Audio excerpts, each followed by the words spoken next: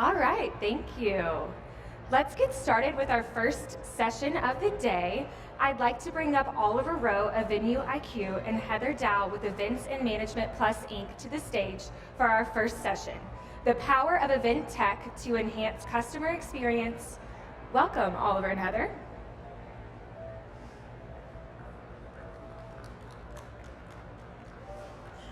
Thank you, lunch crowd. I'm gonna put this down here. Hello everyone. Hi, welcome. Thank you. All right, so let's start with the basics. How did this partnership form? Well, I promise we haven't been paid by Connect to say this, but we met a year ago right here.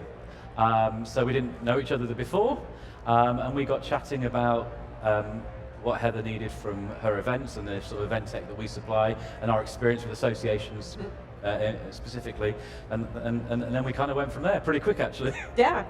That's awesome. Heather, when considering integrating technology into your event, what were some of the criteria that you were looking for? First and foremost, the client wanted it to be easy to use. They wanted to be able to access the technology without needing a book on step-by-step on how to be successful using the technology.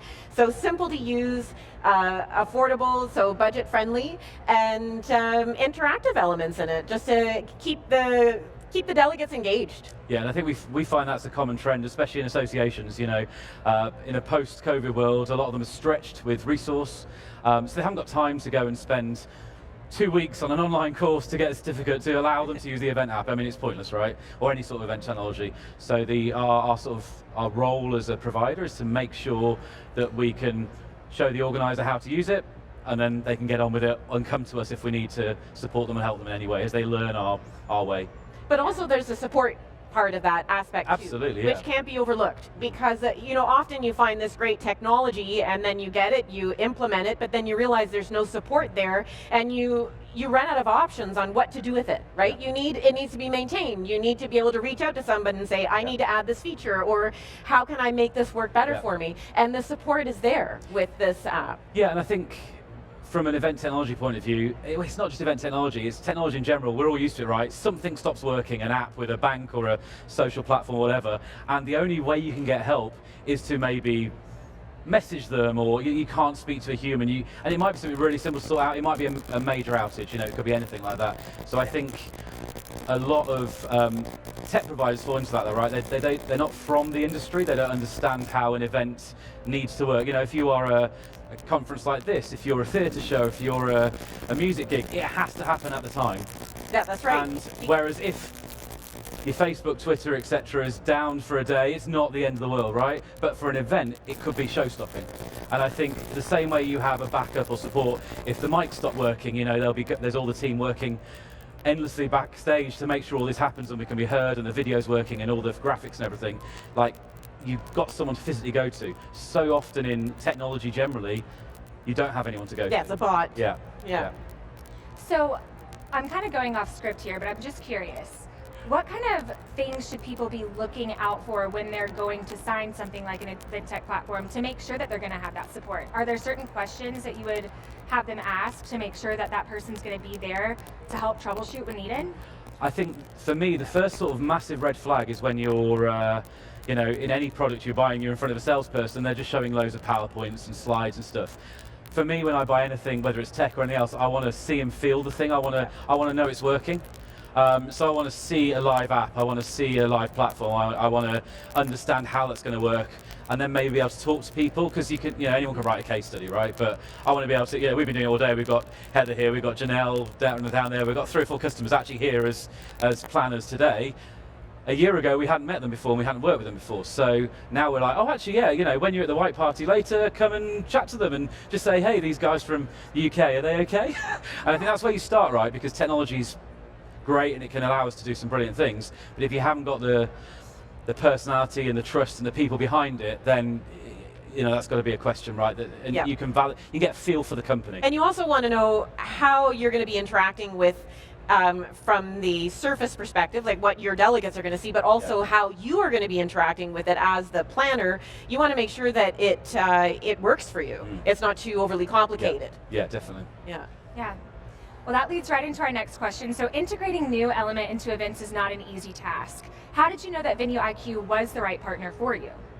Well, and we covered a lot of that already, because when they sat down and I was at the table and looking at different technologies, and they opened up the app right in front of me, and right away the platform was exactly what I envisioned an app should look like. It wasn't overly complicated, it was just clear as a bell, and I know from speaking with my clients what they also want. So I wore the lens that they see it from, and it checked all the boxes, like instantly. I was so excited about it, like I couldn't wait. And I actually had a conference a month later, and I said to them, can we put this in place in 4 weeks? And they did. They got it together somehow, miraculously. And what was interesting was that the client was like, this is so amazing. It must have taken you months to do this. It's so perfect and beautiful. And I'm like, well, not really months. I think that's all about us as a provider. So, we started out nearly 10 years ago, right? And with the idea that we'll just do our Bluetooth tracking, our attendee tracking product, it's going to take over the world. It took a bit longer, but event apps are actually the thing that became our everyday thing. And as we did an event, we were like, okay, we talked to the organizer, right, what was good, what worked well, what would be better, what things were we missing, how can we do more stuff? So over the years, our product hasn't been built by developers, it's been built by asking the organizers, what is your event, why do you need to do that, and then how might we be able to add technology in to either speed that up or make it better or get the engagement up of the end users. So I think that's really important in a partnership, to be able to go back to, now obviously you have a very, very wide array of customers, so you then have to build things like going, well, we can't be everything to everyone, right? But what we can do is make it modular. So actually one of Heather's event might use all of our sort of modules, others might not.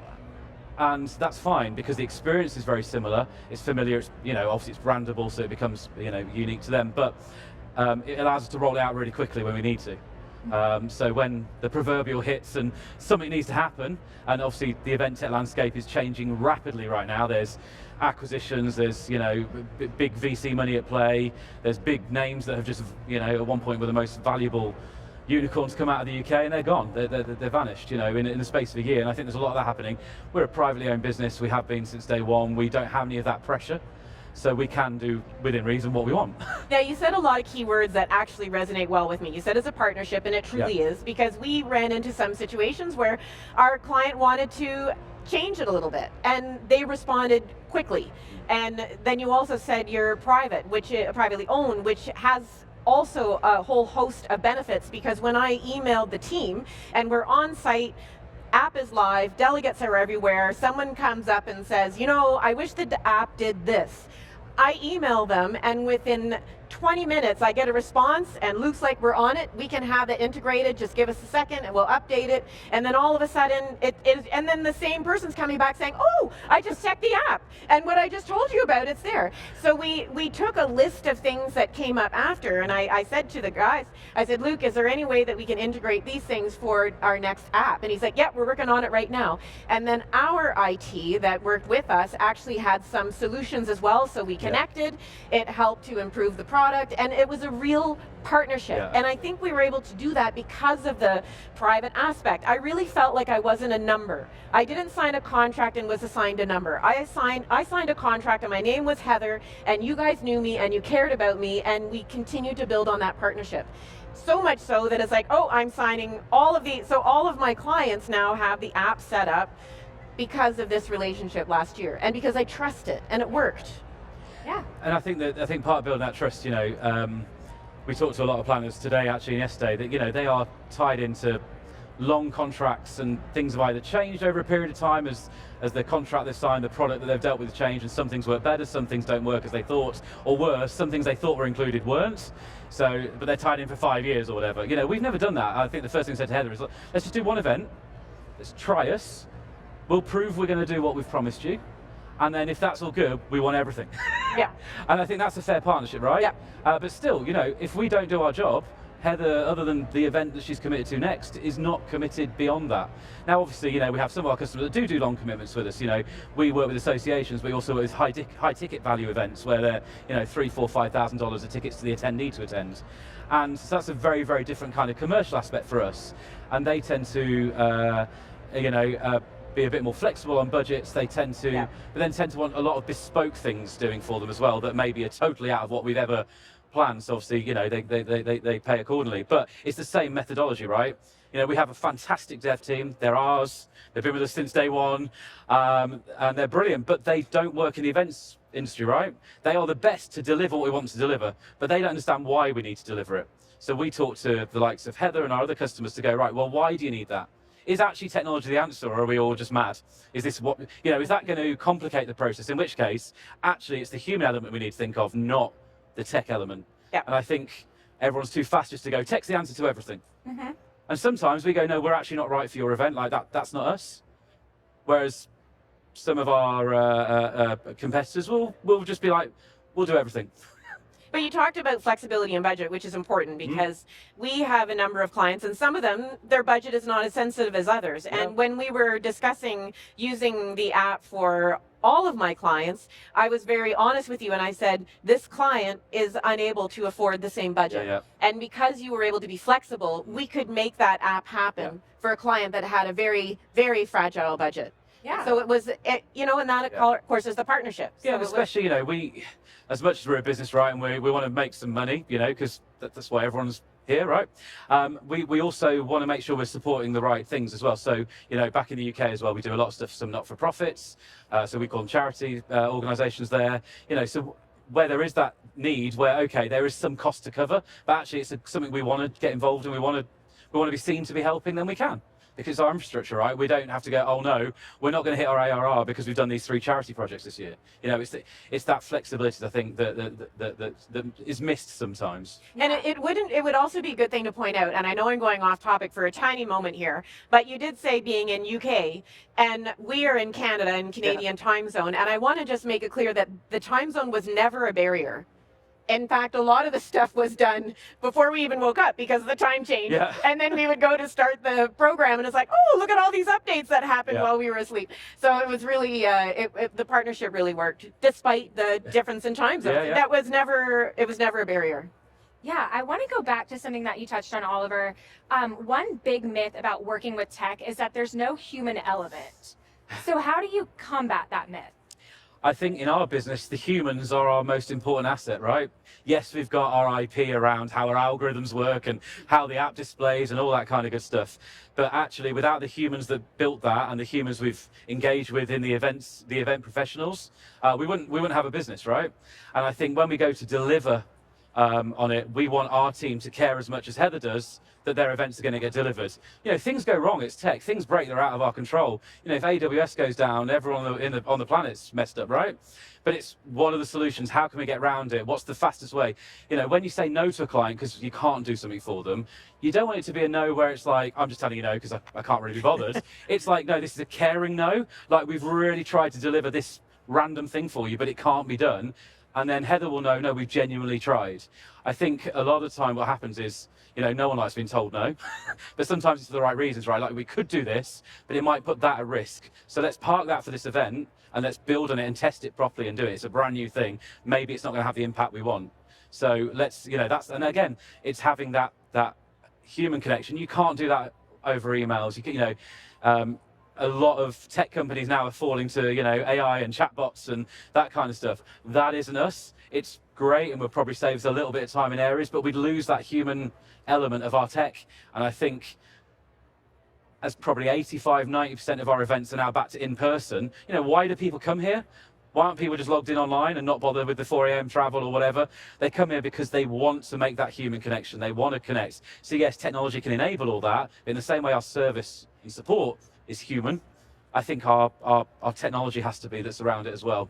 Well, technology is data that is assembled by data sets. It's repetition, basically. Yeah. And the human element that is not included in technology is intuition, creativity, and empathy. So when you so that you are required as a human to add that in other forms and what that might look like. Now, the use of technology as far as the learner's perspective or your delegate, for example, what are they doing with the technology? How are they interacting with it? Are they passively participating in the technology? Like Zoom, the chat box, that's passive interaction. Or are they interacting with that technology by, say, a Menti poll? Or is the learner perhaps transforming that, or are they creating something new, like in Loom? So those are ways that the learner would interact with it. But as the planner or the teacher, what are they doing with the technology? Is the technology that they're using just replacing something that they can do with or without the technology? Yeah. So what is the purpose? Are you replacing it with the technology? Yeah. Or are you amplifying it? Are you making it slightly more, are you making it better because of the use of technology?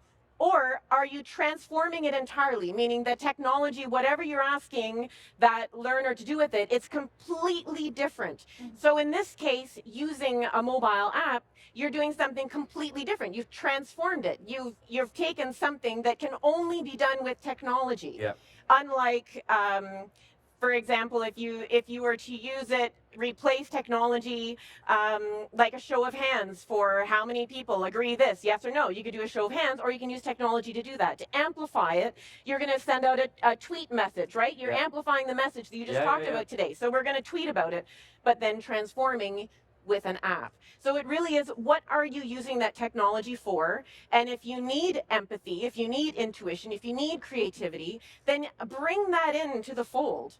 Don't expect technology to do that. It's just data sets. Yeah. It's just, you're just telling it what you want it to do. Yeah. It's a false negative. We always say, make sure that whenever you're using technology, it's just a tool. It's just there to help. It's not there to be the decision maker. Yeah, it shouldn't ever become a blocker. It should always be an enhancement. I think, if you think back to talking about mobile apps specifically, when that started, it was just like, I'm going to get rid of my paper agenda and my printed material, and I'm going to put it in an app. And that's pretty much as far as it was to start with. And it's like, oh, actually now the agenda's interactive. Oh, actually, we've got 1,000 delegates. They've all got slightly different agendas. Let's personalize it. The map, based the on what they want. survey, Then we've got the maps, where am I bios, going, direction, polls, gamification, all the stuff that comes in. points. But there's so many things you can do. Actually, you have to take it back to the why. Why for my event? Why for my attendees? Why for me as an event planner am I doing that part of technology? Yeah. So, if you take it from events that do like continual professional development type elements where there might be points or verification. The traditional way of doing that is either you tick it off on a list as someone goes into that session. The modern version of that was you scan them into a session, but you still got human error, right? So it's like, and then you have physical people you need to do that. And then they miss someone, or they scan into 2 or 3 different sessions at the same time. So again, then the data set is telling you 3 different things. We just did an event in New York, which had a similar thing, where they had some hosted lunches. So they actually did 2 things. They used, to test the technology, it was quite a good thing to go through. They used the traditional scanning into sessions for delegates, and then we also deployed our Bluetooth tracking. So what that is a little beacon that goes on their, a little Bluetooth beacon goes on their badge, right? And so the data from the old system, which is still technology, was telling us that several of the individuals went to 4 lunches at the same time. So they were in 4 places at once, which was obviously incorrect. What had happened is they walked into the wrong room because the event app that they had, wasn't ours, wasn't working because it was a web app, not a native app, so they couldn't get onto the Wi-Fi, so they couldn't get any information. So they just walked into the wrong room, but obviously got scanned, then walked immediately out. But our data after, we're like, oh, actually, no, that person was there for 27 minutes. And we can see they walked in and out of these different rooms. So again, we've took out all human error. They don't need anyone to do that, and we can give them accurate data back. And we can accurately give certificates of participation. It's like, well, you didn't get a certificate because you only attended the break. Yeah, we become a validation. Yeah, the validation for it. That's right. And as much as we want to trust everyone, when there is things that is points and it needs validating and that, we've had instances where people said, no, I was in that session. And it's like, well, actually, no, you were in the social space for 3 hours. You didn't move. You were on a Zoom or whatever. So you can't do it. As much as you want to trust you, you were on a long coffee break. But again, it's not there to catch people out. It's there to make it more efficient. So actually, from the attendee, so the why, for the attendee, they've got no friction at the event. They come in, they register, then for the next 2 or 3 days, they just carry on their merry way, and they can just do what they're supposed to do or what they want to do. After the event, for the organizer, they get all of that data set back, and they can go, right, well, how did my event actually perform?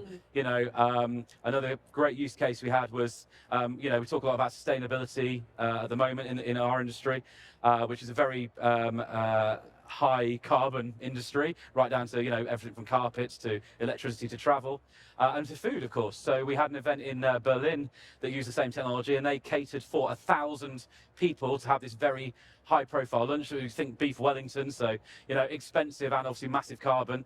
And from the data, because the venue's never going to tell you this, because they charge you for the 1,000 people, right, irrespective, and they throw away a load of food. But from the data, we could see that more than 300 people actually left the venue entirely out of our system. We couldn't see them.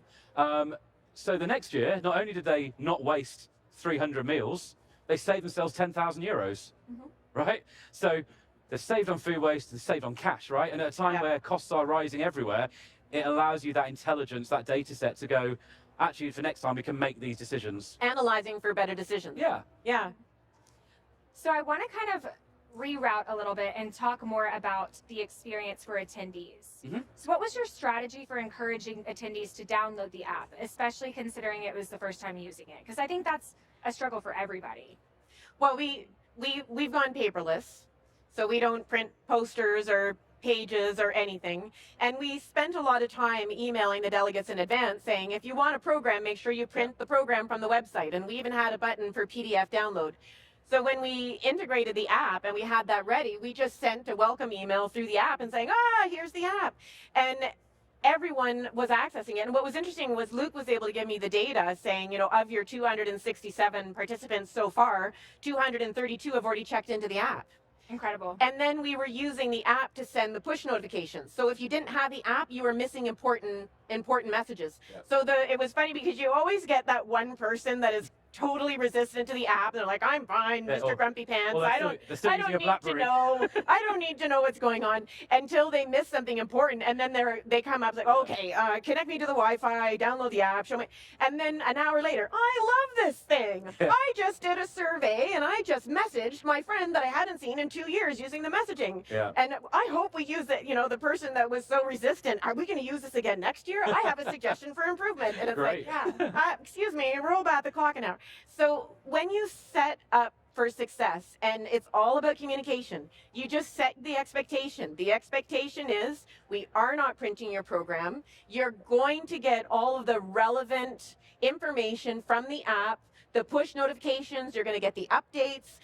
Sessions change, rooms change. All of a sudden, you've got one workshop that's canceled because the speaker couldn't come, and you update the app. All of a sudden, the session's gone. Right. So you set your expectation. This is the tool that will make you the most successful for your experience at the conference. Yeah. If you don't use the app, you're limiting your experience. Yeah. That's really what it comes down to. So it's how you sell it. And what we were really impressed with was the amount of interactivity, which was surprising from the people that we expected the least to actually use it. But it's buzz, right? As soon as you get people using it and they're taking pictures through it, they're scanning, and the lead retrieval. Yeah. I loved that part. So our exhibitors could scan the QR code and they would write a little note in the app, and that would then be automatically emailed to them. And they had the contact information, they had their discussion notes. And I had one exhibitor come up to me and says, I don't know what's going on. I have like 20 emails from you, and they're all my own conversations. And I'm like, it's working. That's your lead retrieval. And he's like, I thought things were broken. And I'm like, did you not put 2 and 2 together? And that came from like a discussion with another customer actually, where they're used to having to log into another portal to get that information. Then they don't download it in time. Then they're emailing the organizer to go, I can't access the portal anymore. It's like, well, it's been 3 weeks. It's like, oh no. So by sending it to the user directly, they have all the information for as long as they want to do with whatever CRM they're using, or spreadsheet, or however they store their sales data. And then the side thing we did from that as well was someone went, it'd be really useful if like delegates could scan each other as well, because sometimes they're not an exhibitor and we want to exchange details. We're like, so we have that now. We talked about that. Yeah, we're like, can we delegates scan each other? Or not at the time, but then you're like, we can do that now. And then the next milestone, good old tech language, and the next milestone, it was there, it was done, because we already had the underlying tech to do it. It's just we never thought anyone might, it wasn't a thing. Utilize it. But they're all scanning each other. So the sponsors loved it, and they were like, this was the best lead retrieval we've ever had. It was awesome. When we do the follow-up evaluations, they're like, it was amazing. I can't believe I got all the contact information.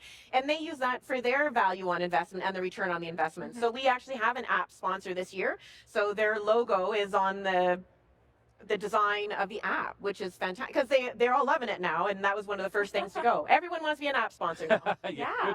Yeah. Okay, well, this kind of leads into our last question, and I think this is going to take some time, but you kind of have already touched on it. You guys are very flexible in working with people to help them really get a custom experience. And I'm curious, thinking about the future of event tech, what's something on your wish list that you want to have developed? Ooh, wow. Yeah, so our industry is like inundated, I guess, with what AI is going to do, whether it's generative or whether it's just data sets or whatever. I mean, for me, it's a tricky one, right? Because we've been using, AI is just a branding exercise, right? We've been using machine learning for years. If you think about how our tracking works or how the data is presented to Heather when she goes and sees who's downloaded what and what sessions, that's all just the machine learning. When we do matchmaking, it learns the more you match, but it's got to have a data set to start from, right? So I think people should probably... Ooh, I've got one. Oh, good. I think people should worry less about, what's AI going to do to event tech, because it's already there, and it has been before it was called AI. It's always been there. But it will advance how maybe we assimilate the data. Maybe that's how we have customers that take our Bluetooth tracking information, that we give them our, the reports they want based on what we talked about earlier for sustainability or for goals or heat mapping or whatever. But then some of them have employed their own data scientists separately, and they take our raw data. And to put that in perspective, for a 1,000-person event one day, that's probably like 2 billion lines of data from all the tracking stuff we do. So it's mega, right? So we have our own algorithms and stuff that do our reports, but they're taking it and using it for other things to understand people's behaviors at their events. And this tends to be the high ticket value events, to be fair, but again, you're talking, these are like private equity events. They can start predicting who might want to meet who and who might be investing in what and when and how and why. So that's really interesting. For me, that's quite exciting. Well, I was thinking for me, it'd be really cool if the app could take notes for me. So if I'm sitting in a session, because sometimes I'll be taking notes on my phone, but wouldn't that be cool if it would pick up the... Like a recap. Oh, yeah, like a recap, because a lot of us are using Phantom. Without you typing in it. Yeah, a lot of us are using Phantom right now with our Zoom meetings, and it spits out the notes and the highlights. Yeah. That'd be really cool if the app could be running and that. Ooh, okay. If anyone is an app developer, I thought of it first. But that would be really handy, because everyone's always taking notes, and our medical writers are constantly taking notes. It would be great if it would do that, like the chat in a Zoom. Yeah, and again, that's the the human element again, right? That becomes the technology provider, partnership with the organizer, and then the AV company.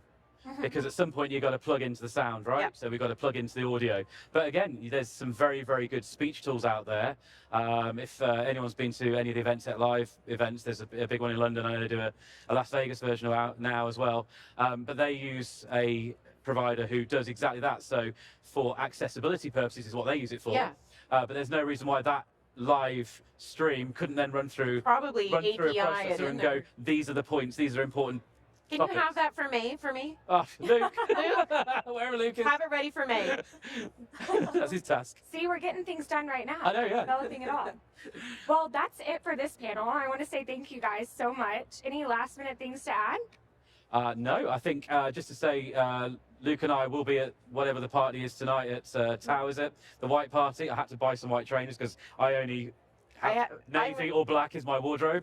So yeah, I bought some the other day. So yeah, if anyone's there, come and grab us. But we're around for next day or so. And I say, there's Heather and some of our other customers around. If you want to get some credentials from them for us, then hopefully they'll say nice things about us. Awesome. I'll find. Yeah. Alrighty, well, thank you guys so much. Thank you. Thanks, Jordan. Thanks everybody for listening to us ramble on. I hope that it was valuable. Lunch is served.